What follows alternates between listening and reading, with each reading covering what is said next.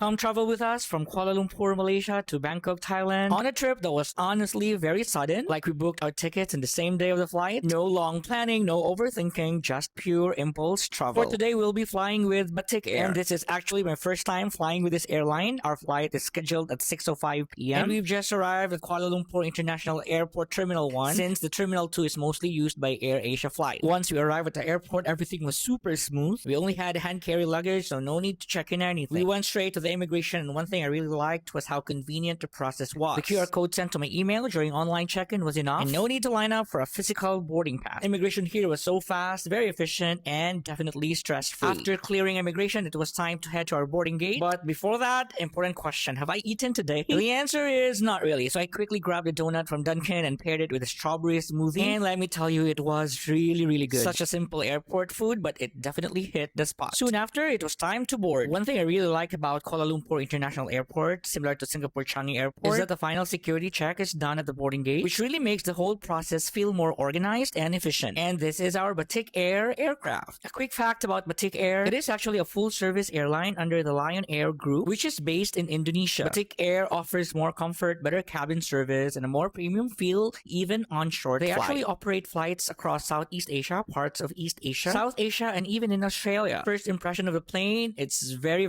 clean. For today, we're flying on a Boeing 737-800, which is interesting because in the Philippines, most airlines now use Airbus aircraft. So it's really nice to experience a Boeing aircraft again. The legroom is surprisingly spacious, making the seat very comfortable, especially for a short flight like this. Soon after settling in, we are now ready for takeoff. Goodbye Kuala Lumpur, Malaysia, and see you Bangkok, Thailand in just 1 hour and 15 minutes. Such a short flight, right? The takeoff was really smooth, though we experienced a little bit of turbulence along the way, but nothing too serious. As I was looking around, I couldn't help but notice that Batik Air actually flies to a lot of destinations. And it made me wonder why they're not flying to the Philippines yet. I really hope they do soon because more competition is always good for travelers. So as the flight went on, I tried to get some sleep, but at some point, I suddenly woke up because there was a commotion inside the cabin. I honestly didn't know what was happening, but it definitely caught my attention because later on when we landed, I noticed that police officers were interrogating some passengers. So something serious must have happened, but that's all I know. After exactly 1 hour and 50 minutes, we finally arrived in Bangkok, landing at the Dong Muang International Airport. Overall, for a 3,000 pesos one-way flight, I'd say this experience was totally worth it. I would definitely fly Batik Air again. The price is reasonable, the cabin crew are very friendly, and I really appreciate how neat and professional they look. Like, I love that the female crew have their hair neatly topped. It gives a very clean and polished appearance compared to some airlines where the hair is just left loose and messy. You know who that airline is. But anyway, this one really stood out to me. Anyway, thank you Batik Air for a safe and comfortable flight. Until the next trip, bye!